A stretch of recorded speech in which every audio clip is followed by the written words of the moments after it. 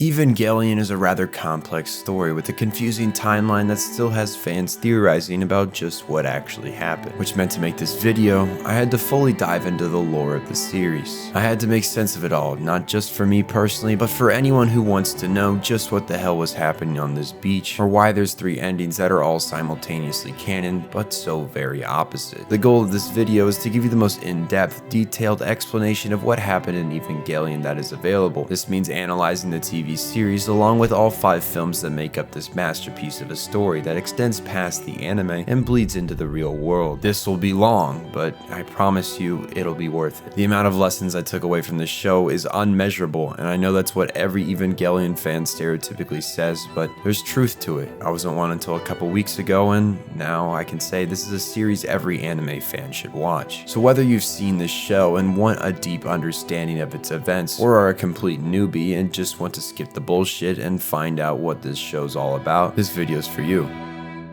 Before getting into the story, it's vital that you understand the scope of the series. There's technically 3 endings, but as I'll get into later, they really all make up one cohesive story. Watching just one doesn't give you the full picture. The first ending is in the 26 episode run of Evangelion, and it's considered the most ambiguous of the lot. The second comes in the end of Evangelion movie, which was released a year after the series ended and contains events vital to the entirety of the show. You cannot skip this. The final ending comes in the Rebuild movie series, and to clear any confusion, no, it's not a reboot. It's a series of 4 movies that in the beginning very lightly follow the events of the original anime before entirely steering off course. It has drastically different plot points, mood, and focus. These movies are a sequel to the original. They are by no means a replacement. Remember that. Now that all that's cleared up, let's start at the beginning. Not of the series, no, but where the story really begins. In the beginning, there was the first ancestral race, or FAR, a group of intelligent life that inhabited an unknown world in our galaxy. At some point, the species faced certain extinction, and in an attempt to preserve life in the universe, sent out moons containing seeds of life that would hopefully find new worlds to inhabit. Each moon also contained a spear that's function was to safeguard the FAR's plans to spread life. It's assumed they sent out a vast amount of moons, one of these landing on Earth, the White Moon. This moon contained a seed of life known as Adam, the fruit of life. Now Adam was supposed to populate the Earth with life, but before he could, another far moon, the Black Moon, smashed into Earth, launching thousands of pieces of debris into space, creating the moon we see in the sky. This event resulted in great changes in the Earth's surface, and would later be given the title the First Impact. But this was never supposed to happen. 2 moons were never intended to inhabit one planet. It was only by freak accident that the Black Moon would crash into Earth. 2 life forms being created on the same planet could result in the extinction of one through unnecessary violence, which is counterproductive to the FAR's goal of preserving life. And this is exactly what the spears are for. Despite Adam's moon being the first to land, the Black Moon containing Lilith, the fruit of knowledge, was given priority on Earth, most likely due to Lilith's spear being destroyed during the first impact. Adam's spear, Longinus, would lock his ability to spread life. Thus, Earth became Lilith's domain, and human life was seeded. Billions of years pass as humanity develops, as such does their lust for knowledge. Eventually, a religious organization known as SEAL, whose sole goal is to fill the prophecy that lies in the Dead Sea Scrolls, discovers the Black Moon and Lilith along with it, underneath Hakone, Japan. They build an underground facility around this moon and launch a research division in Gaghiel to study it. Not too long after, a discovery in Antarctica uncovers the White Moon containing Adam. In 2000, SEAL funds a team of scientists to study the being, led by a man named Katsuragi, Misato's father. After excavating Adam, the team attempts a contact experiment where they would merge human DNA with Adam. Not quite the best idea, as you would imagine. Prior to the experiment, the team removed Adam's spear, and upon attempting the DNA merge, reawakened it, creating cataclysmic results. Adam activated an anti-AT field, which is basically an EMP that affects humans. All life forms have an invisible barrier around them that is their ego, and if touched by this anti-AT field, their soul will be freed from their body, seemingly ending their life as a human. So if this thing goes supernova and engulfs the entire planet, all life will cease to exist. Simultaneously, Adam opens the doors of Guff, which allows unborn souls to be brought into life. This was all rather short-lived, as the scientists attempted to stop this global extinction using the Spear of Longinus. Impaling Adam stopped his field's expansion and closed the passage of Guff, but the reset resulted in a mass massive explosion of Adam's energy, manifesting 4 giant wings of light into the sky. The entire continent of Antarctica perished, the scientist along with it, but not before Katsuragi saves his daughter.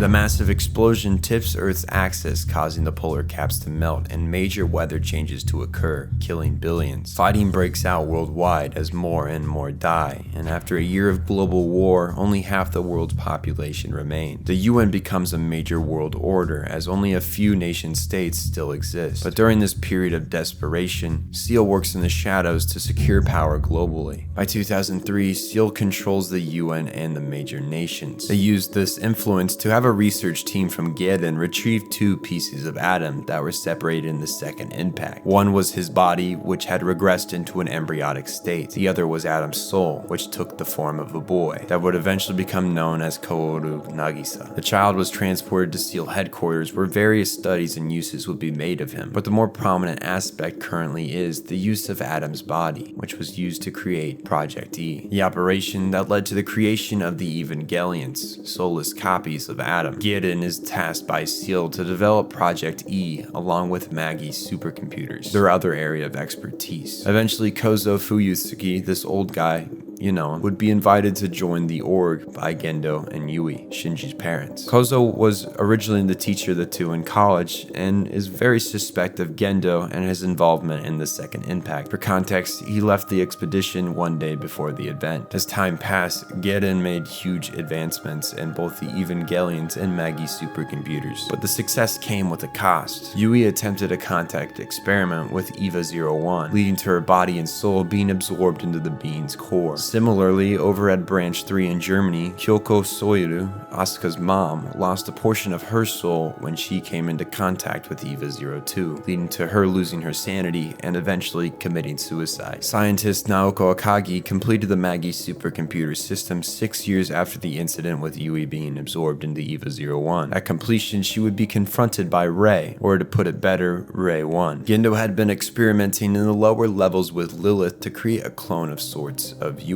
He used any genetic material he could find of his late wife to create the being, binding the vessel with the soul of Lilith to bring her to life. Not too much different from KAWORU's creation. The major difference between the two was that Rei was very man-made and extremely emotionally unstable, and this led her to taking advantage of Akagi's feelings towards Gendo, tormenting her with the words, "He thinks of you as a hag." The idea of being called worthless by the man she loved enraged her, and refusing to accept the cheap stand-in of his dead wife as a human being, she killed the little girl. Realizing what she had just done, Akagi commits suicide, jumping off the balcony onto her final creation. Upon discovering the scene, Gendo gives Rei a second body, deemed Rei 2, the one we meet at the beginning of the series. After the suicide of Akagi, Geden was reconstructed into Nerve, with its main focus the furtherment of Project E. Now the reason for this is due to Adam's doors of Guff being open for a short amount of time during the second impact. Souls of beings were able to creep out, resulting in a new form of life, becoming the main antagonist of the series, the angels. Just as Lilith created humans, Adam created angels. SEAL knew this day would inevitably happen, as is stated in the Dead Sea Scrolls that seemingly outlay a majority of the events to come. It's thought that this text comes from the first ancestral race. How it got to Earth is a large mystery. The SEAL organization bases their entire mission on what the scrolls state. It reads that the angels are the true successors of Earth and humanity is burdened by the original sin. That being, they never should have existed here. We were a mistake, only brought to life due to a series of circumstances unintentionally sentencing Adam's life forms to non-existence. SEAL's endgame is to unite all humanity as one with Lilith and Adam, so they can become part of God, what they see as the next evolution of existence. This goal is deemed the Human Instrumentality Project. SEAL believes the plan will only work though if certain conditions are met, the defeat of all angels being one. Similarly, Gendo's goal is to activate human instrumentality, but his endgame is to reunite with his wife, also unintentionally fulfilling her goal, which was to temporarily activate human instrumentality so that people could unite as one to understand each other, then revert back to individuality. It's obvious though that Gendo's one care in mind is reuniting with his wife. He cares nothing about his son, or humanity, or what it will take for him to reach this goal. He's not interested in what his wife planned out, he's just a broken man, afraid of human connection, desperately seeking the only person he grew close to. This results in Shinji being cast aside, growing up feeling unwanted by his father. He goes to live with a school teacher after leaving home where his father treated him as a waste of space after his mother died, showing him no love or affection, which would eventually lead to Shinji's massive issues with intimacy and attachment, something his dad had closed himself off to as well. A few years pass as Gendo works with Rei on EVA 00, a prototype EVA imbued with a piece of Rei's soul. Weeks before the first angel attacks, Rei is injured during the first attempts to pilot EVA 0 when it leads to it going berserk. It is assumed that the piece of soul inside 00 is Rei 1, the one that was strangled by a KAJI. It lashes out, smashing the walls, confused, afraid, and possibly angry, reawakened the pain prior to death in a strange world in a strange body. Gendo rescues Rei 2 from the pilot pod after the EVA loses power, but she is badly injured. Knowing that the angels will soon come as prophesized in the scrolls, he knows they need a pilot, but there are conditions to be met. An Evangelion pilot must be able to sync with the EVA. To do this, they must have some connection with the being, more specifically the soul that is imbued into it. As to sync with each other, their souls must communicate properly. This means that the perfect pilot for EVA 01 that holds Yui's soul would be her son, Shinji. So Gendo contacts his son to come to NERV HQ. Days later, Sachiel appears, the third angel, firstborn of Adam. He moves from the shores of Tokyo 3, a metropolis built around NERV headquarters. He symbolizes the price of playing God, something NERV and Seal do as often as we drink water. The military stands no chance against this monstrosity, and command of this operation is quickly handed over to NERV, which brings us to the first events of Neon Genesis Evangelion. The Neon Genesis TV series is very sporadic with its storytelling. Lots of things are told out of order, which is why the section prior to this one is so important in telling the entire story of Evangelion. To know the order of events gives a better understanding of the narrative, so with that in mind, the events ahead will be placed in order of occurrence, not necessarily by first appearance. I divided this section of Neon Genesis down, marking the appearances of angels, major events, as well as deep looks at the main characters. Feel free to use the chapter markers as a guide through this deep analysis. Shinji wanders Tokyo 3 as he waits to meet Misato, his handler. This is during the offensive against Sachiel, the third angel. Fortunately for him, she arrives just in time to prevent him from being turned into a pancake. The UN attempts one final ditch of effort before NERV takes full control and drops the equivalent of a nuclear bomb on the third angel. This is an unsuccessful attack and proves that the only hope for humanity's survival is in the Evangelions and equally in their pilots. When Shinji gets to the NERV base, he is immediately thrusted into the job of being a pilot. Initially, he refuses as he hasn't seen one of these before now and barely got through half the manual given to him on the elevator. Shinji asks his father, who stands looming over the platform, why he called for him, most likely hoping that his father would show some kind of acknowledgement to his son. Gendo simply states he had a use for him, but if he refuses the pilot, then he should just leave immediately. Not being the words he had hoped to hear, Shinji looks down at his feet, wallowing. The base shakes as the angel has located their position from above, and rubble falls from the ceilings as it makes an attempt to infiltrate the underground NERV base. EVA 01 reaches out in an act to protect Shinji from the debris, our first hint that there is a strange connection that lies between the two. He finally agrees to pilot it, partially out of desperation to be acknowledged as meaningful, partially because of the safety he now feels with the mech, but also because he sees a badly injured Rei in front of him who will pilot it in his stead if he refuses. Knowing that if he walks away, this girl would potentially die, already suffering from major injuries, it seems the only path forward for him is to comply.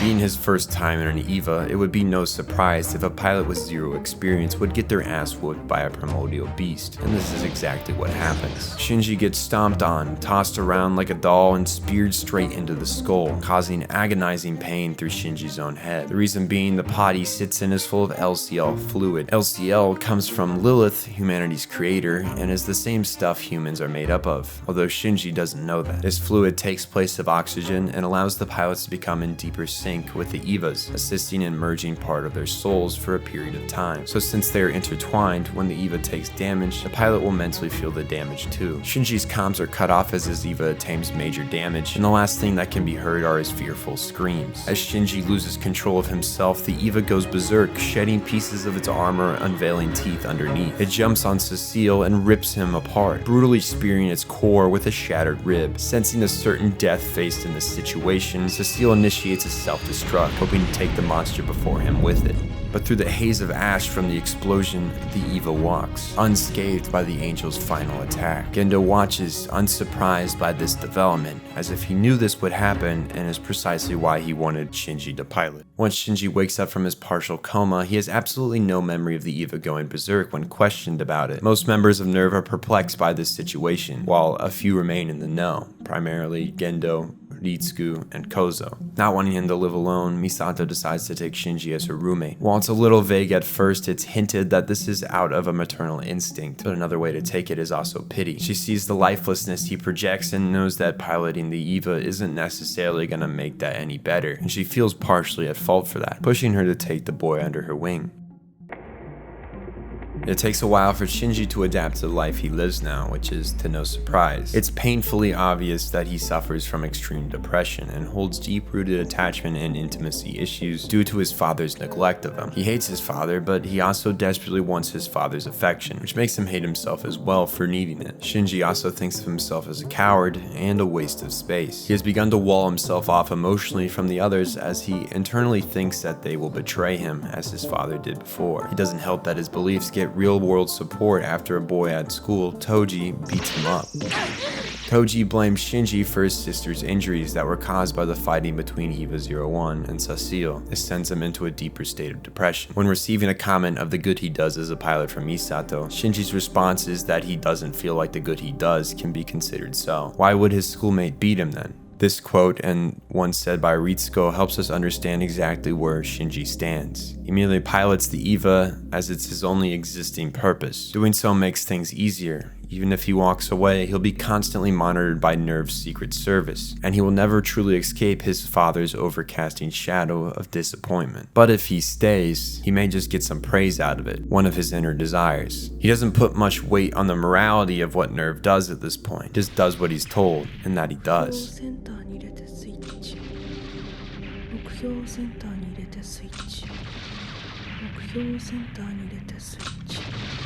The fourth angel, Shamshel, arrives following in his predecessor's footsteps, seemingly trying to enter NERV HQ. Why the angels attempt this is uncertain, but it's made apparent later that every angel has different goals in mind. Some may instinctively fight their enemy NERV, some may want to make contact with Lilith and begin the third impact, some attempt to retrieve Adam's embryo, some try to understand humanity itself. Whichever one doesn't really matter to Shinji, whose sole order is the same as ever: kill the angel. Normally during angel encounters, the local population is moved to bunkers to avoid casualties, but Shinji's classmates Toji and Kensuke decide today they won't be doing that, as Kensuke is adamant of seeing an EVA fight an angel. The skirmish spills right onto the hill the two are located on, and Shinji is ordered to move them into his cockpit for their safety. It's inside here the two realize that piloting an EVA isn't so much the sunshine and rainbows the two thought would be attached to the fame that comes with it. Shinji is successful in killing Shamshel, with his body for the most part being intact. NERV takes the corpse in for research, which would eventually lead to their recreation of the Angel's unlimited power source, the S2 drive. It's been 3 days since the death of the fourth angel, and Shinji has been missing since. He's pretty much skipped town, riding a train to its last stop, sulking the entire way. He goes to a local movie theater where he catches a glimpse of a couple making out. While before this Shinji was dead-faced, this act of intimacy seemed to have struck a chord with the kid. To put in perspective, imagine when you were 14, and your own curiosity of sexual intimacy. It's exactly what he's going through right now. In the meantime, Misato doesn't try to locate Shinji. She knows the pain and price that comes with piloting, and as a stand-in for a parental figure, can't bring herself to drag Shinji back. Alas, Gendo doesn't think similar. Another few days pass as Shinji is escorted back by NERV security, where he's faced with a decision. Does he continue being a pilot despite wanting to run away from it all and all his problems? Or does he stay and continue to face his fears? Misato confronts him only to say he should leave if it's what he wants, which sets him off. What Shinji wanted to hear was her nag him for running away for days. Tell him she was worried, tell him to stay. He wants to be wanted, he wants to be cared about, he wants somebody to acknowledge that his existence isn't a waste, but he doesn't get that and decides to leave.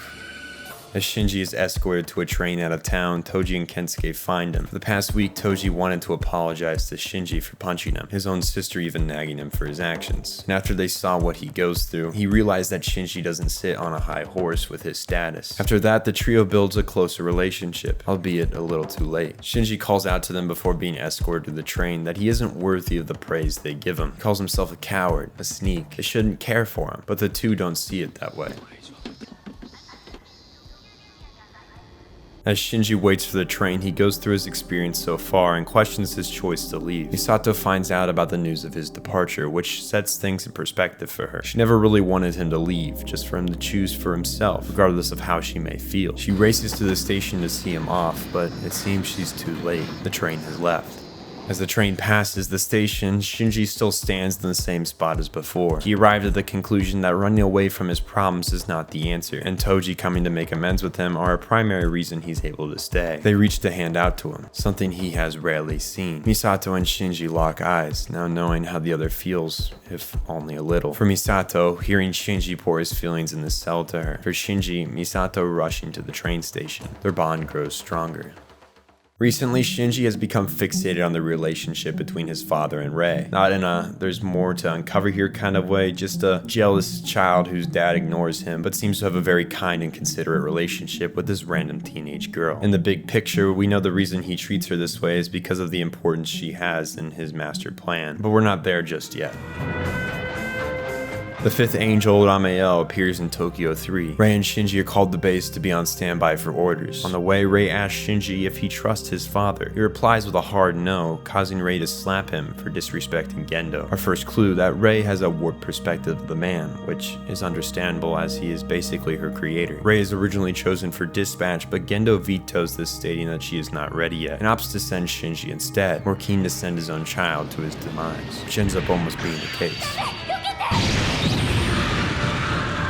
Immediately struck down the instant his EVA surfaced, Shinji is pulled back for emergency medical assistance. Gendo is not all that concerned with his condition and insists on fixing the EVA and getting Shinji stable so that he can go back out there. Misato comes up with a plan to overload an EVA gun with all the electrical energy in Japan, which is put to use. Ramiel has begun drilling towards the Nerve HQ core where Lilith lies, making their deadline very short. Once Shinji is awakened, Rei and he are thrown into position. There's a small amount of downtime where Shinji asks Rei why it is she pilots an EVA. Her response is that it's all she has, her one connection to Gendo in all of humanity. Shinji is confused by what she means by this, but before he can get his answer, the two are thrown into action, with Rei acting as his shield and Shinji the executioner. While the first shot is met with an equally powerful blast from Ramiel, the second shot proves deadly, preventing it from reaching Lilith, marking the end of the fifth angel. Due to blocking the beam of light shot at Shinji, Rei's EVA is completely melted. Shinji rushes over to her pod and pulls her out, mirroring the exact same action Gendo performed earlier during the failed trial run. This symbolism shows us that these two are similar people, at least from the eyes of Rei. They both care for her, and she recognizes that, despite her inability to comprehend emotions fully. It's this scene that Rei's feelings of affection for Shinji start to build.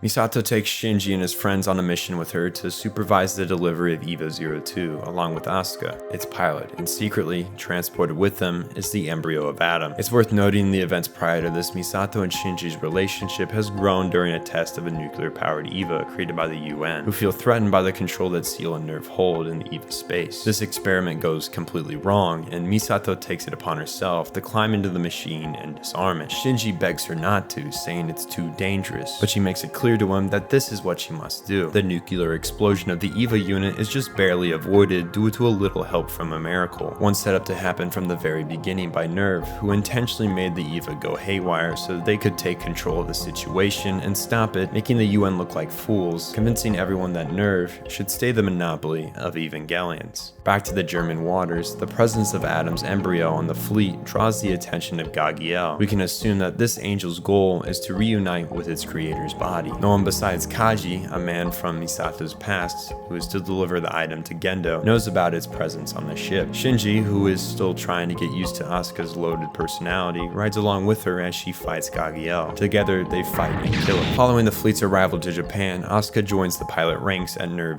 HQ. She also shacks up with Misato and Shinji, much to her complaints. Like it or not though, she has to learn to cooperate with Shinji fast as the 7th angel arrives at Tokyo 3's shores.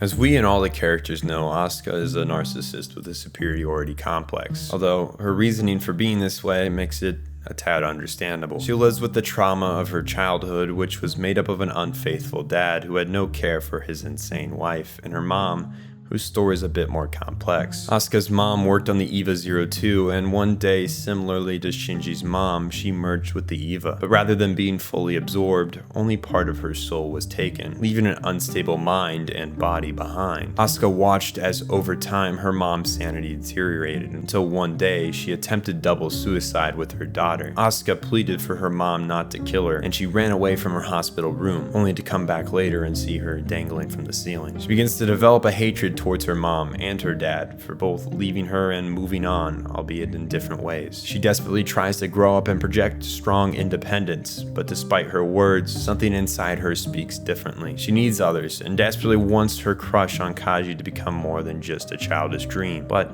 she's just a kid, no matter if she says differently.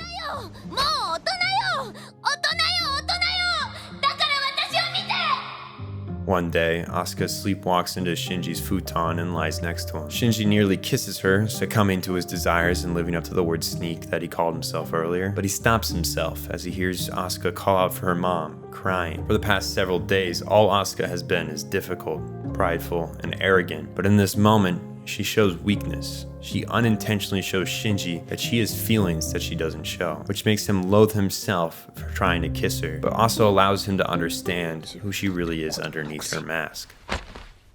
The 7th angel is a split of twins bolstering 2 cores, meaning this angel can only be taken out in a choreographed dance sequence. I am for real. The first encounter with Israfel leaves NERV a laughingstock. Asuka disobeys order and attacks, leading to Israfel splitting and whipping both EVA-01 and 02's asses. They're forced to regroup and learn a sync attack over the next week. In the meantime, Israfel is recovering from taking a nuclear charge to the face, courtesy of the UN. Asuka struggles to learn with Shinji, becoming impatient and naturally trying to work with him as her equal. But Misato is tired of her shit and instructs Rei to perform the sync moves, with perfect results. This angers Asuka and she storms off with a hurt ego, but this is exactly what she needed to take this seriously. During the remainder of the week, the two train with each other, finally nailing the performance and taking down the twin angels. Following the hard-fought battle, the pilots are forced to stay behind of a school field trip on standby in case of an angel attack, but Shinji mostly expected this, and so the everyday flow of the current continues. An angel embryo is found in a pit of molten lava. Asuka is called on to dive and retrieve it while Shinji plays support. The task is relatively straightforward, but on the way up, the embryo hatches and Asuka must fight it one-on-one with her suit reaching its temperate limits. With the help of Shinji, she is able to kill Angel 8 and not drown in a pool of magma. During a power outage in NERV, the 9th Angel attempts to invade HQ. The outage has all the signs of a planned attack, most likely performed by SEAL, NERV's parent org, but one that does not trust them. The outage gives them a chance to obtain layouts of HQ without being found out. Despite this, NERV prepares the EVAs manually for battle while the pilots find their way to the launch grounds. With a choreographed attack, the 3 of them are able to kill Matarael before he invades the base. During the fight, Asuka takes a defensive task, which is used to show her growth as a person. Normally all she would do is go for the glory and be the one who performs the kill shot. Most of this growth comes from the conversation the 3 had prior on their way to the base. Asuka verbally attacks Rei, who she believes is the favorite, which is a position that Asuka is jealous of, as she too, like Shinji, wants to be needed by others. Rei responds saying she isn't more favored and she knows that all too well. This to me implies that she knows that the only reason Gendo is warm to her is because he needs something of her. The fact that she even says this shows she's grown from the day Ultimately, she slaps Shinji for disrespecting his father, as she is comfortable saying something that has a bad connotation of Gendo. Shinji also asks the girls what they think the angels are. He shows a desire to understand them and why it is they have to kill them, especially if they're given the same name as messengers of God. Asuka dismisses his worries using the old "it's kill or be killed" statement, which doesn't really resonate with Shinji and is something he continues to fight to understand throughout the story. The 10th angel arrives just in time for Misato's promotion to Major. Sahaquiel is a tricky one to fight as the angel floats in the stratosphere, far above the EVA fighting range. The angel bombards the Tokyo 3 area, seemingly learning how to properly aim before descending downwards at breakneck speed in a suicide charge that will completely level the entire city. Knowing of this imminent danger, Misato asks the kids to do the most reckless plan they've done yet, which is to literally catch the angel to stop the impact, then impale it. They are asked to write a will given the danger of the mission they all agree to which they decline, sure of themselves and trusting in Misato's plan. On their way to the EVAs, Shinji asks Asuka why she pilots. Her response is that she wants to prove something to the world. When asked why he does, Shinji can't find an answer. Waiting for the operation to begin, Shinji reflects on a conversation he had with Misato where he asked her why it is she joined NERV. After thinking about it, she came to the conclusion that it was to avenge her father. Despite the hate she felt for him for neglecting her and her mother and only caring about work, which led to an eventual divorce, her despise was conflicted through his actions during the second impact when he saved her, leaving her unsure of how she feels about him. In some way, she feels if she destroys the angels, it will free her of the memory of her father and the sacrifice he made for her. In the end, it seems that Misato wants to unburden herself from emotional attachment to her father, and until she does, she must plant her feet and pursue the end. This conversation makes Shinji realize something about himself. He's constantly fighting the urge to run away from his father,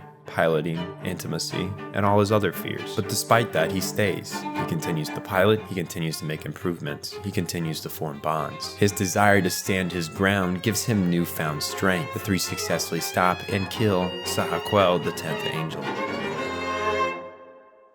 The 11th angel is possibly one of the most unique, a virus that attacks and spreads into the NERV Maggie supercomputer system, attempting to overtake the entire mainframe and initiate a self-destruct of the entire Geofront compound. Ireul is outsmarted by Ritsuko, who recodes her mother's system to trick the angel into killing itself, ending its march of terror.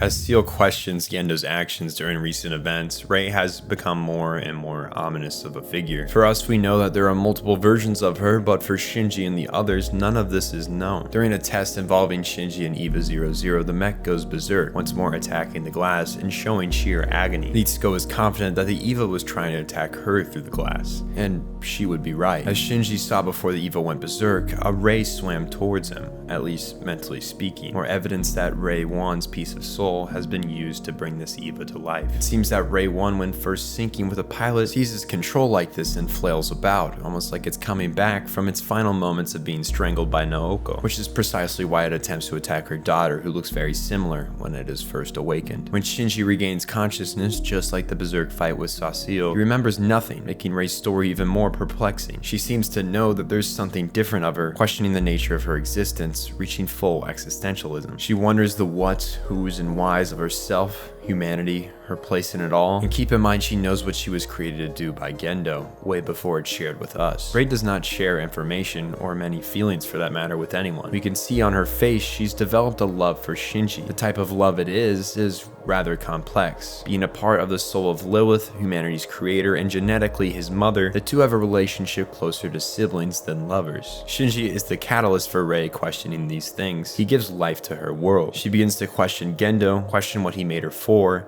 and question what it is that makes her, her. Despite this, she still does Gendo's bidding, moving the Lance of Longinus to Lilith's crucified body.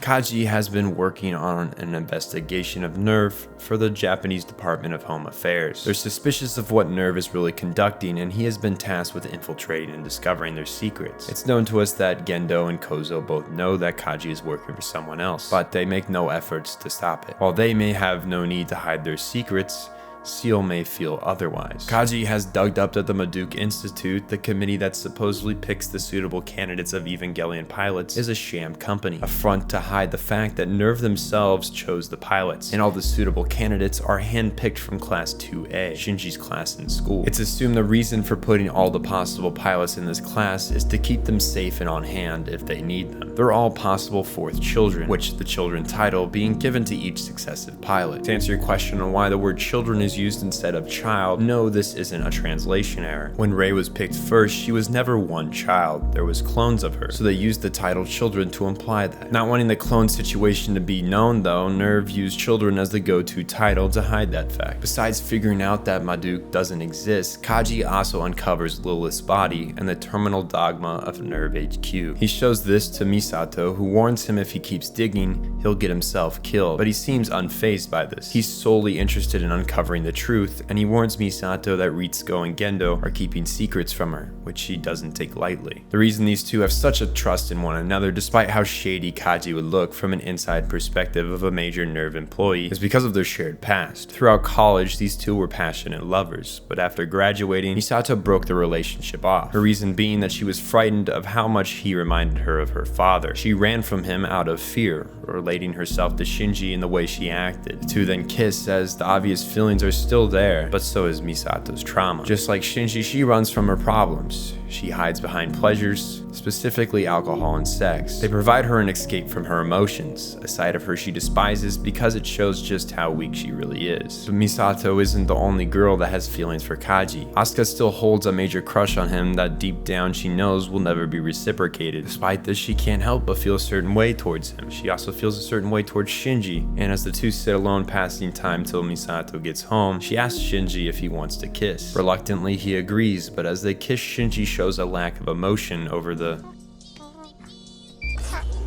very long kiss. Asuka feels embarrassed by his reaction and attempts to cover up her true feelings by acting like she hated it, drowning her rejection by loudly gurgling mouthwash. KAJI brings Misato home, putting her to bed, and Asuka can smell Misato's perfume on him, symbolizing to her that the two are back together, leaving her with 2 strikes in a night when it comes to romance. Shinji has overtaken Asuka in the sync test. Tests run often to check how pilots are in tune with their EVAs, meaning that Shinji has a higher sync to his mother in EVA 01, allowing for better performance. This angers Asuka, who as we know must be better in everything or she runs the risk of becoming emotionally unstable. Moments later, a strange optical illusion-like ball appears above Tokyo 3, deemed the 12th angel. While it may seem that Leliel is this strange ball, it is in actuality the shadow cast on the ground. The ball in the sky is its projection. The pilots do not know this immediately, and after being haggled by Asuka for having a higher score, Shinji rushes into action, becoming engulfed into Leliel's pocket dimension. A deadline for the operation emerges. If they can't get Shinji out within 16 hours, the EVA's life support will run out and he will die. Ritsuko prioritizes the recovery of EVA 01 over Shinji's life and decides they'll blow the entire pocket dimension up to implode the angel. This angers Misato, and she slaps the scientist and is removed from command of the operation for being too emotionally involved. This marks the beginning of her spiral of distrust in NERV as a whole. Inside Leliel, Shinji is contacted by the angel, who has taken an interest in the pilot. Leliel takes on the form of Shinji's younger self, asking him why he lives for only bits of praise and blinds himself of the things that cause him pain, directly telling him he cannot go on living like that. Shinji becomes angry, shouting why is it so bad to live like this if it makes him happy. He's forced to relive moments he's avoided, the times he's ran from the bad, afraid of being hated. He thinks that since he already hates himself, why would anyone think differently? Moments before his death, his mother's soul reaches out to him, sheltering him, protecting him. Despite losing all power, the EVA once more becomes berserk.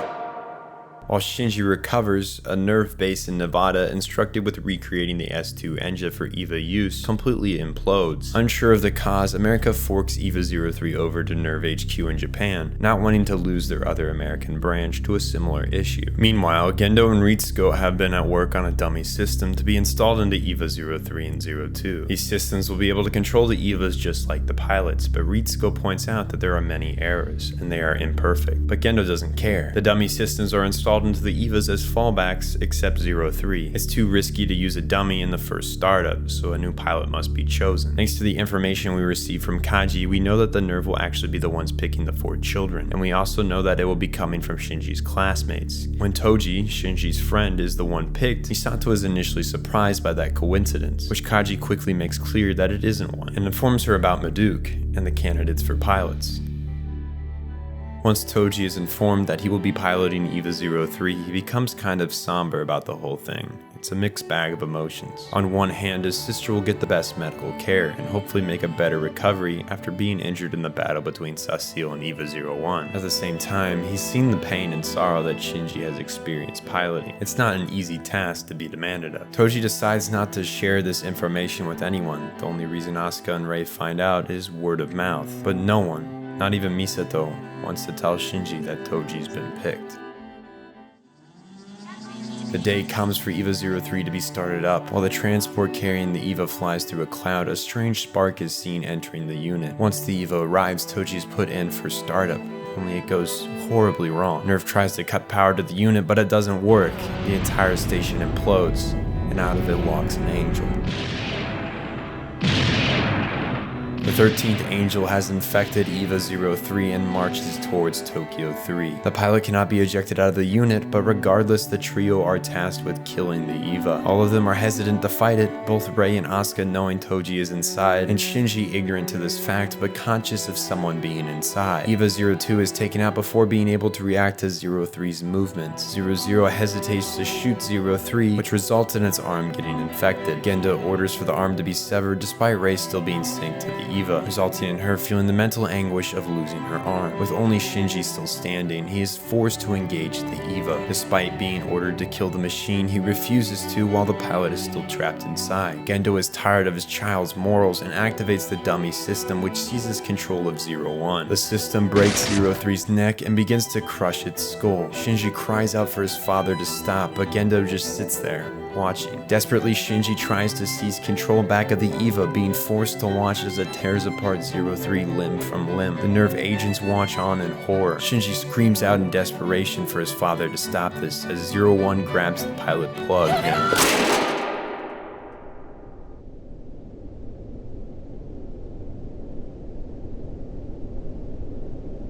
Shinji sits in his cockpit, overlooking Bardiel's mutilated husk. Misato finally tells him who the 4th pilot is just as he sees TOJI pulled from the wreckage of 03, barely alive. He loses it. The events of this cause Shinji to have an emotional outrage, directed majorly at his father's cold indifference of the matter. They shut down his EVA to stop him from leveling the complex, and when he wakes, he decides he's leaving NERV. TOJI is presumably evacuated a little after waking up. Although he did lose a leg, he is still alive, thankfully. In Shinji's absence, Zeruel, the 14th angel, appears, preventing his train from leaving. Asuka and Rei are no match for its raw strength. With one blow, it penetrates 18 of the 22 layers of armor between the surface and NERV's Geofront HQ. They attempt to put Rei in EVA 01, but it rejects her, and the dummy plug as well, seeming to no longer answer to anyone. Asuka is thrown into a fight with Zeruel, to which her rifle and rocket rounds have no effect. Zeruel responds by severing her arms, leaving Asuka in crippling agony. Misato gives the order to cut the sync between 02 and Asuka just as the unit's head is knocked off. The head of the EVA lands in the shelter Shinji was located in, to his horror, questioning his decision not to pilot again. He stumbles upon KAJI, who is watering his garden. He asks him what he's doing here. It seems his work investigating NERV has come to light, and he has been blacklisted from the HQ during combat operations. So he came to his garden. As if it's time that he dies, this is where he wants to be. Rei charges the angel in a suicide attack, which fails horribly. As Shinji watches on in terror, KAJI tells him that there is something he and only he can do. While he is helpless to prevent the 3rd impact and the entire human race from ending, Shinji, however unfair the burden may be, has that weight on his shoulders, and he must make the decision if this is where it all ends, so he doesn't have regrets. When he gets to Nerve, the angel has already made its way inside HQ. He demands his father lets him pilot 01. Zeruel nearly annihilates the Nerve team only to be saved by the EVA. Shinji takes the fight to the surface, his EVA losing an arm in the process. Just as he almost rips the angel's face off, his unit loses power. He pleads his EVA to move. His desperation and will not to let any more people die activates the EVA once more, going berserk. The sync rate passes 400% and awakens it to a new existence. The being rips off the angel's arm, melding it as their own, taking flesh-like form. 01 jumps onto the angel, begins to devour its body, along with its S2 engine, giving the Evangelion full, unlimited power, becoming the first complete EVA, said to be equal to God. More of the armor that acts as restraints for the beast that lies underneath are shed, and EVA 01 howls into the night. All is going according to plan. Eventually the Berserk EVA is contained, but Shinji is seemingly absorbed into the beast, non-existent in the pilot plug. Isko assures Misato that he, specifically his soul, is still in the EVA plug, and all they need to do is assist him in returning to form. A whole month goes by as this process is attempted. During so, Shinji is on a mental trip, exploring his hatred for his father and his feelings of desertion. But on the other side, he is also the one who ran away from home in the end, to escape the pain he felt being neglected, so is he at fault too. He asks Ray, who seems to be his mental guide, why it is the others are nice to him. He assumes it's because he pilots the EVA, and that his reason to stay alive is he must win for others. The weight of his responsibility as a pilot overtakes him as he screams out for people in his life to be nice to him. The reply received is, Shinji is constantly struggling with self-worth, and his only relief is from others praising him, but it never fills that void. He always needs more. There's a hole in him, and instead of trying to fill it himself, he relies on others to make up for it, but it's only temporary. He himself must confront and solve these issues, which is why immediately following we see a pre-instrumentality conversation about becoming one with Rei, Asuka, and Misato. A tease to us and to Shinji that something lies ahead, something that is promising to make Shinji whole. While experiencing this, Shinji rejects the Nerve team's attempt to bring him back. He's posed with the question, what is it that you wish for? Before being thrust out of this instrumentality haze and regaining awareness that he himself,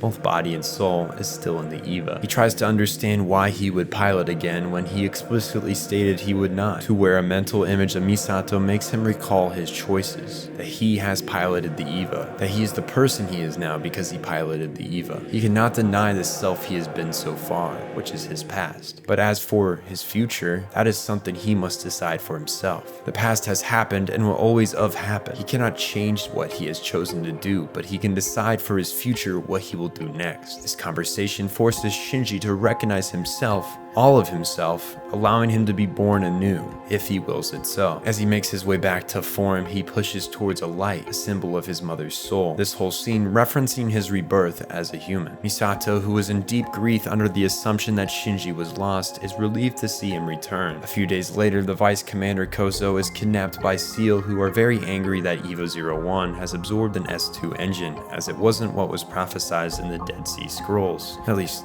the part they were privy to. Kojo dumps major exposition on them of the behind-the-scenes scoop of the second impact, much of the stuff mentioned in the pre-Neon Genesis section of this video. KAJI later sneaks in and rescues the commander, who comments that what he's doing will lead to his death. Once more, KAJI states he does not fear this, only wanting to reach the truth behind Nerve and Sachiel. Plus he adds, Sachiel was about to discover that he was the one who brought Adam to Gendo, which would lead to his death either way. It's assumed that KAJI was given all the information Kojo was privy to, and not too long later he meets an off-screen character, one that would become his killer, yet all he does is offer a smile to him.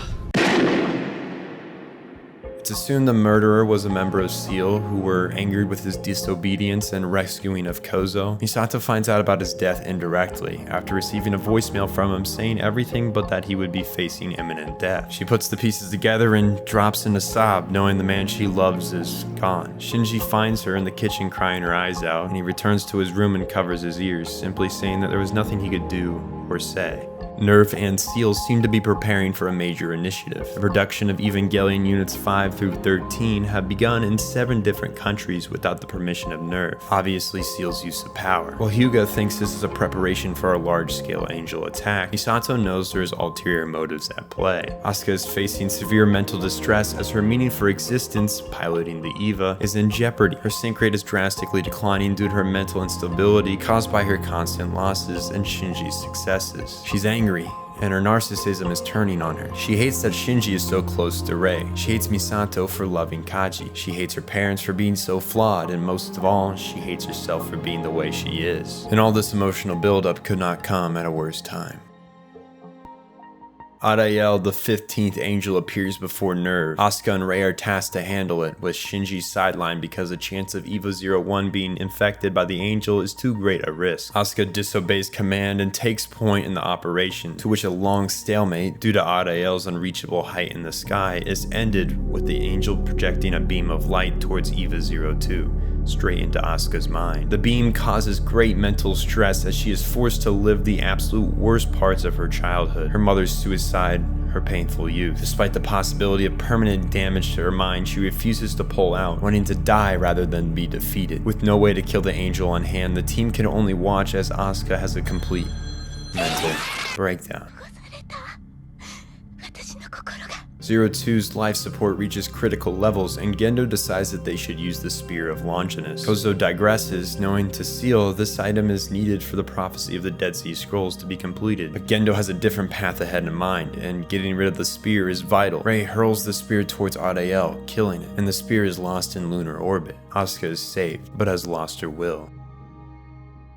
As the 16th angel approaches Tokyo 3, Gendo's use of the spear has angered SEAL, who are seriously considering the possibility that Gendo will betray them. They state there will be a warning sent to him to keep him in line. Rei is sent to attack the angel, which results in a standoff until they can understand the location of its core. Armisael makes the first move and dives straight into the EVA, attempting to fuse with Rei. Misato launches EVA-02 to assist Rei, but as Asuka's sync level has reached single digits, she is no longer capable of piloting the unit. Inside Rei's mind, Armisael makes contact with her. The angel questions Rei about the feelings inside her heart, which Rei recognizes as loneliness. Armisael responds that she too is lonely. She creates a growth that takes shape of all angels before it, possibly trying to resurrect them to cure her own loneliness. Rei, on the other hand, begins to cry for the first time. Gendo immediately orders EVA-01 to resume operation and be launched in a desperate attempt to rescue Rei. Asuka takes note that Gendo refused to do the same for her when she was in danger against Arael, and falls further into despair. Shinji engages the angel as it takes the shape or shapes of Rei. A large white Rei attempts to merge with Shinji's EVA. Rei recognizes this as her heart's desire to be one with Shinji. She refuses to let it take him, and heroically contains the angel within herself and self-destructs, resulting in Armisael's death as well as her own. Shinji is devastated by Rei's death, yet can't seem to cry. Misato attempts to give him comfort, but Shinji retracts from her like she attempted to make a pass on him. Soon after, Misato finds out that somehow Rei is alive. When Shinji goes to meet her though, she has no memory of self-destructing to save him, but leaves him with some troubling words. Itsuko looks over an image of her mom and Gendo, focusing finally on Gendo's face. A symbol of like mother, like daughter, she too has fallen for the man. She calls Shinji to meet her, and Misato follows. Here, Ritsuko makes clear to both of them the truth behind Rei. The clones and tubes before them are mere dummies, lacking the soul that is in the real Rei 3 at this point. These are merely parts of her, vessels, in the case of the one she has becoming unusable. But none of this is of her own will. The soul of Lilith was extracted and forced into bodies genetically made of Yui, Shinji's mom. Gendo attempted to create people from Adam, creating the Evangelions. In his experimentations, he was only able to produce one soul, Rei, which would be used in the clones of Yui. Since there's only one, the rest of the bodies remain soulless, just like the crude recreations of Adam. Only souls within those beings are those taken from perished humans. The remains of the failed Evas lie in the pits here at Nerve HQ, and Ritsuko makes it a graveyard for Rei's clones too, killing every last one of them.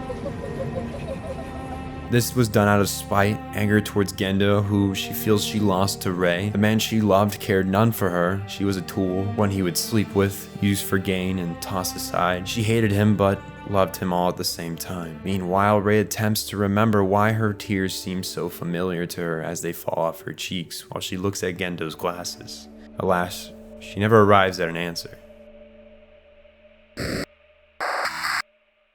Tokyo 3 lies in craters. Shinji's friends have left town, both in various states. Toji lost a leg and gained a lot of mental trauma. Kensuke, envy for Shinji's role as a pilot and privy to seeing their class fall apart, falling into a depressed state. Asuka's depression spirals out of control, leaving her a mere husk of a being by the time Nerve can find her. Rei, off contemplating her rebirth in emotional turmoil. Misato is left unsure of what bond she has anymore as every relationship around her shatters and breaks. Ritsuko has lost any will of living and only holds anger for Gendo. As he looks over the ruins, a boy named KAWORU interrupts his train of thought, introducing himself as the 5th children. KAWORU fills the hole in Nerve created by Asuka's mental spiral, and his existence is ominous, described at best. His sync rate is incredibly high for no explanation, and he hints to Rei he knows her true nature, saying that they are one and the same, both taking the form of a Lilin, aka a human, as they inhabit Earth. The word Lilin derives from Lilith, creator of humanity, so Lilin is used to describe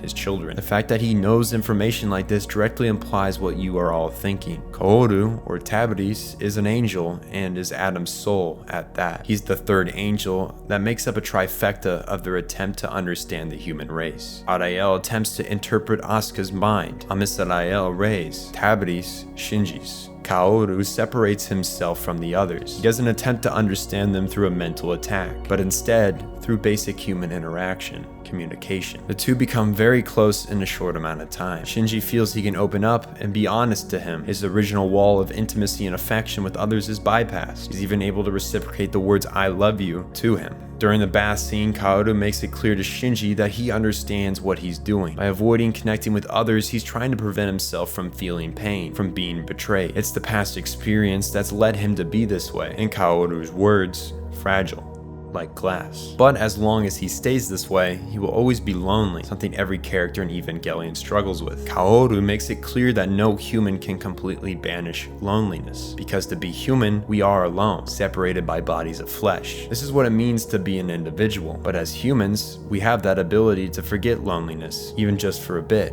when we connect with others. Shinji stays the night with KAWORU when he opens up about his life before he joined Nerve and the hatred he feels for his father. KAWORU expresses to Shinji that maybe he was born to meet him, to allow him to feel what it means to fully connect with another. Very philosophical and hopeful perspective. Nerve has become Gendo's personal plaything, and Seal is afraid of what he might do. They are under the assumption that he intends to activate the Instrumentality project for his personal gain, which is precisely on point. Gendo's selfish plans are to use Adam's body, now imbued in his hand, to activate the project and reconnect with Yui. The consequences of this on humanity means absolutely nothing to him. Seal instructs KAWORU to begin Instrumentality before Gendo can, completing their will. They believe that humanity born of the Black Moon, housing Lilith, have absurd the natural order, where the children of Adam were supposed to flourish. They did instead. Seal believes that humanity should become one with God, Lilith, Adam, and the children of Adam, the taboo combination of two species. To them, this is the proper evolution of existence. To them, this is the proper way of things, to combine all into one. This is human instrumentality. Misato stumbles upon a troubling finding. It seems that KAWORU can manipulate his sync rate with Evangelions at will. It's heavily implied the reason he can do this is that he and all Evangelions except Unit 01, which houses a human soul, are children of Adam. An exception of this rule is currently EVA 02. Since Asuka's mother's soul has withdrawn itself in response to the psychological trauma inflicted on her by Arael, it can be controlled like any other EVA. With that in mind, KAWORU activates 02, marking the beginning of the end. Shinji is ordered to take 01 and stop KAWORU before he reaches Lilith and Terminal Dogma. In anguish, Shinji calls out to his friend, insisting he betrayed him just like his father did before. As Shinji fights Asuka's unit, KAWORU comments on the human race's use of Evangelions to fight other Adam-based life forms. In their desperate attempt to survive, they put their hope and trust into the very enemy that threatened their existence. He can't seem to understand this. Shinji attempts to attack KAWORU, whose AT field simply negates the attempts. He explains to Shinji that the AT fields are really just the inner wall we all possess, the wall between the you and the me. It's a physical manifestation of our boundaries as individuals, And with that expose, he severs any connection from outside their conflict, shutting down all of NERV's monitoring. KAWORU approaches the crucified Lilith, calling it Adam. He contemplates to himself if it is the duty of those born of Adam to return to Adam, even if it costs the destruction of an entire species. But this line of thought is interrupted by the realization that this being before him is not Adam, but Lilith. He's been deceived by Sachiel. Shinji defeats 02 and grabs Tabris' small human body. He begs KAWORU to tell him why. Why would he betray him? His response is that it was his destiny to survive, even at the cost of humanity. But juxtaposed to this is an ulterior route. He could also die. His thought process here makes perfect sense given his name as an angel, Tabris, angel of free will, and his last will is to be granted death. Only one race, angel or Lilian, can survive and be granted a future, and KAWORU has judged that Shinji is not a being that should die. He thanks Shinji, glad to have met a human like him, and Shinji performs his final wish.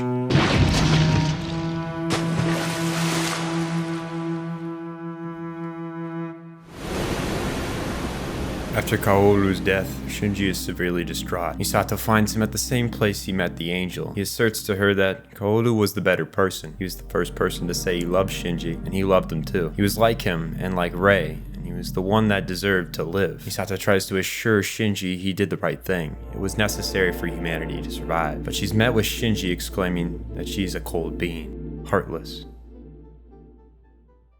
Finally mustering up the courage to visit ASUKA in the hospital, Shinji pleads with her to help him, to comfort him. Call him an idiot like she always does, anything. But she's deep in a medical coma following her starved state, and his cries can't reach her. He becomes increasingly panicked, shaking her until her gown opens, revealing her bare chest. Shinji then proceeds to masturbate to this right then and there. An absolutely deplorable action, and he feels the exact same way we perceive him after. While there is no excuse for his actions, as will be a prominent theme moving forward, is Shinji's struggle with his sexuality. He loses control of his impulses and doesn't understand what these feelings are, where they come from, and what he's supposed to do with them. All he knows is that they make him afraid of women and intimacy, and deplorable even to himself. Sachiel has had enough of Gendo's bullshit. He's way off course from their original plan, and they no longer trust him to execute human instrumentality in their image. They launch a cyber attack on NERV's Maggie system in attempts of shutting down their system and ability to fight. Gendo pulls Ritsuko out of the brig to deal with this, and despite his betrayal of her, she defies all logic and helps ward off the attack, unsure herself why she's even doing this. With the failure of the cyber attack, Sachiel launches a full-scale offensive, bombarding the base's exterior armor and sending in special forces to begin the invasion. Misato takes control of the operation. Knowing that if Sachiel finds the pilots, they will kill them with no hesitation, she sends Asuka's body and EVA-02 to hiding, while she attempts to locate Shinji. Rei has been called upon by Gendo as it's finally time to execute his plan. Shinji, on the other hand, sits underneath the staircase doing absolutely nothing, his suppression becoming crippling. Misato rushes in, killing the 3 officers who intend to execute Shinji. She attempts to drag him to EVA-01, but he's gone limp, refusing to move,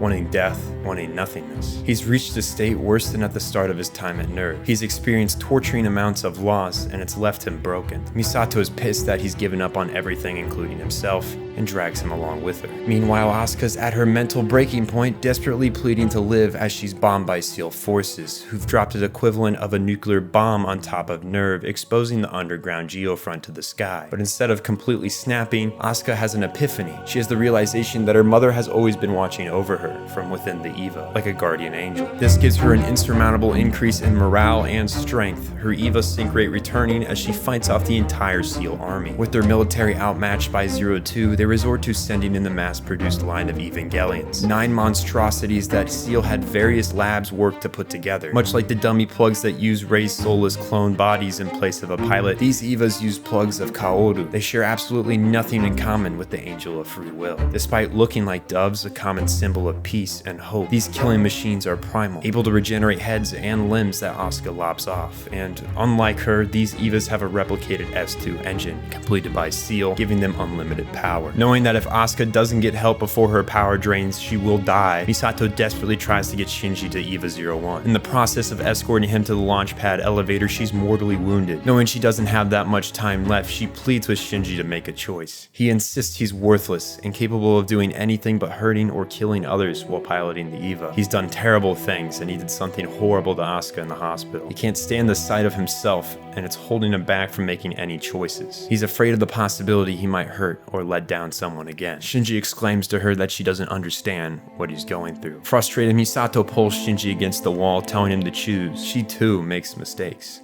Tons of them. And just because he's made mistakes doesn't mean he can't move forward. She pleads with him to pilot the EVA, to end things and find out why it is he came back to Nerve in the first place. She gives him her necklace and kisses him. A kiss pleading for action. Is it also somewhat romantic? That's heavily debated. But what I am sure is that this kiss was a push from Misato to get Shinji moving, to shove him into a choice, just like she shoves him into the elevator. As Shinji ascends, Misato slumps onto the ground, minutes left of life. She calls out to KAJI, wondering if she did the right thing.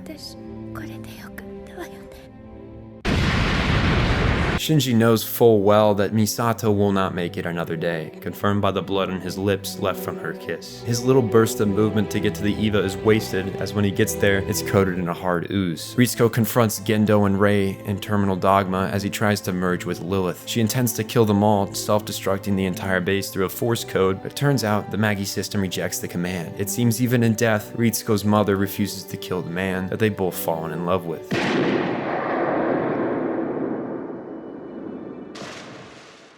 ASUKA desperately holds the EVAs off, unable to defeat them as they regenerate continuously. In her final seconds of power, she's speared by a replica of the Spear of Longinus, destroying the EVA's chance of fighting and her own eye in the process. The EVAs pick her apart like vultures, tearing out her insides. ASUKA manages to summon an ounce of strength to enter Berserk mode, but it's too late. She's cut down once more.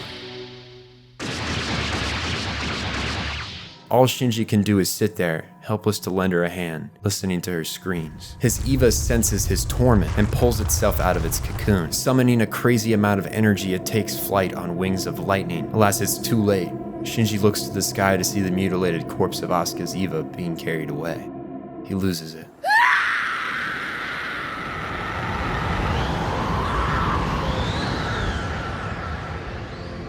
Shinji's psyche has reached full ego death. He has lost every ounce of mental stability, which marks the beginning of instrumentality, the binding of all souls. Rei has sensed this, causing her to reject Gendo and his wish to use her to merge with Lilith, to see his wife Yui once more. She rejects being his puppet, almost as if Shinji's absolute terror snapped her out of the cage Gendo made in her mind. She alone merges with Lilith, taking the embryo of Adam from Gendo and creating a godlike being, capable of granting a boy a wish she shares with. In the skies above, Shinji has been strung upon a cross by the mass-produced EVAs, the original Spear of Longinus being summoned by his extreme emotional response to ASUKA's mutilation. The MP EVAs create a vast anti-AT field explosion engulfing Japan. With Rei returning back into Lilith, the body and soul becomes one once again. Lilith takes Rei's form, presenting itself to Shinji. Seeing her in front of him like this shatters Shinji's ego, leaving him barely anyone anymore. The mass-produced EVAs merge with Rei, sprouting mini EVAs all over in a horrific series. In attempts to calm Shinji, Lilith sprouts a second torso, that of KAWORU, the person Shinji holds dear the most. With the connection of the fruits of life and knowledge, in better terms both a pure soul of Lilith, being Shinji and his mom, and pure body of Adam, that of the EVA, the Spear of Longinus merges with 01 and Shinji, forming the Tree of Life,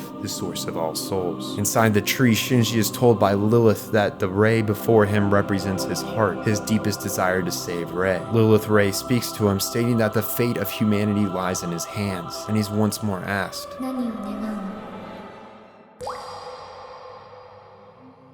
Now this is the point where the final two episodes of Neon Genesis and the movie merge into one. The series ending takes a much more internal, deep look into Shinji's psyche, with a more happy, lighthearted last note. The movie a more visual look at the ending with a much more serious and realistic final moment. Both exist simultaneously in terms of timeline, but convey a very different tone. We'll be combining both. Shinji stands before Lilith, who intends to understand Shinji's intentions and help him understand what those are as well. He's faced with Misato, Rei, and ASUKA, three of the most important people in his life. With their bodies gone, they see all of each other for better and for worse. Shinji is disgusted by Misato's lust for sexual pleasures that she uses to distract her from herself. ASUKA berates Shinji for jerking off to her, telling him to stay clear of her, at the same time though expressing feelings of want for him, and yet saying he'll never understand her. Shinji interjects, saying he tries but she never talks to him or opens up. Rei only intervenes to call out Shinji's lies, asking him if he has ever really tried to understand them. In response, he throws a fit like a child, asking for attention, for them to look at him and to be nice to him. He singles out ASUKA and tells her that he loves her, but she harshly rejects him, pushing him to the ground, telling him he's never loved himself, that anyone will do, anybody to fill the void in his heart. He pleads to her to save him, to help him, but she stands above him, giving him a flat no.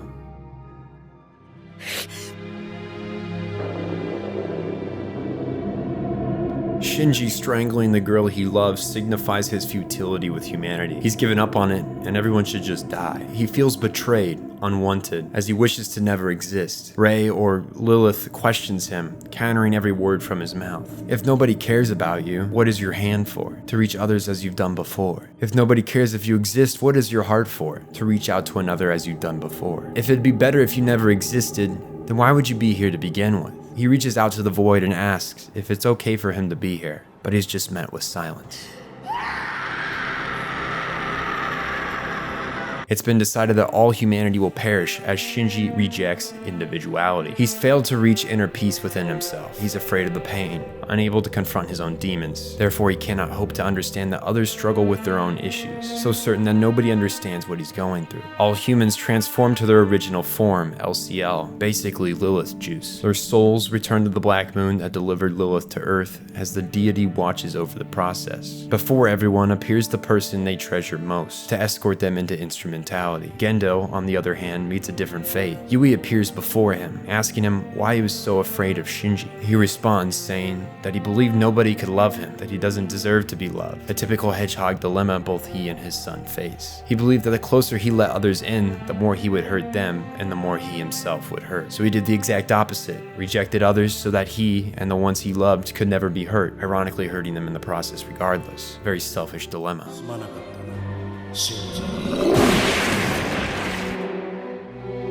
Instrumentality is complete. All are one, and with all being one, nobody is anybody. Shinji becomes unsure if this is the existence he wanted. While in this form, humanity completes one another, and no one can be hurt. But this existence is fundamentally hollow. Reaching this conclusion, Shinji musters the resolve to reject instrumentality. He accepts that life is difficult, that there's chances to be hurt or hurt, but there's also a chance to connect with one another despite this, and that's beautiful. Shinji is confronted by Rei and KAWORU, who ask him if he's sure he wants to go back to an existence with pain, fear, and sadness. He responds saying he doesn't mind. Despite being somewhere he can't feel, instrumentality feels wrong. The two seem to understand. Shinji asks them why it is they are both in his heart, the soul of Adam and the soul of Lilith. The response to him is that they are the hope that one day people will understand each other. For him, they represent the words, "I love you." Shinji accepts the fact that there's a chance he will be betrayed and abandoned by the ones who speak these words to him, but he finds peace with that, because at the time, his feelings were real, as could theirs. Lilith Rei's body crumbles with Shinji's rejection of instrumentality, allowing a gateway for souls to return to the world if they so choose. Shinji lies on a near-empty beach, only populated by himself and ASUKA. At the time, it seems they are the only two that have rejected instrumentality.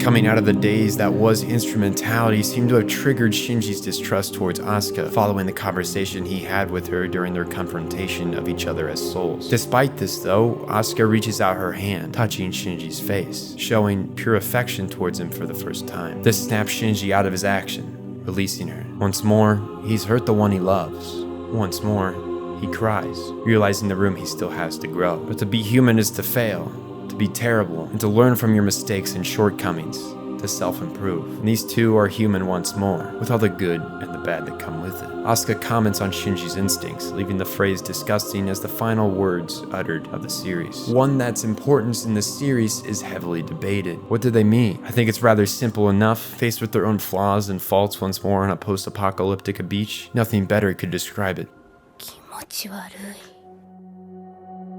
In simple terms, Evangelion is a story about man's struggle with God, technology, and humanity's experience of both joy and pain. Human instrumentality was just man trying to banish loneliness and all other types of pain we experience. We struggled against ourselves to realize this goal, some relying on God to guide their path, others using tech to forge their own. Both were used in immoral ways, something that happens all too often in today's society. When Anno created Evangelion, he faced serious depression, later finding success in understanding what he was going through from a friend's helping hand. He said many times that this series was his way of expressing his inner feelings. It was his escape, how he ran from his anxiety and fear, something everyone does in Evangelion in their own ways. This anime can be interpreted in hundreds of different ways. There's a heavy reliance on imagery and implicit storytelling, hints and references to story elements sprinkled throughout this series. This video here is just my interpretation of events. Maybe you think differently, and that's okay. But that's not to say we're done yet. The rebuild movies are still a part of the story to tell, one that was willed into existence by Anno several years later. There's so much to cover in these movies and how they've tied into the timeline that I think it's best to give it its own video. If you want to see that,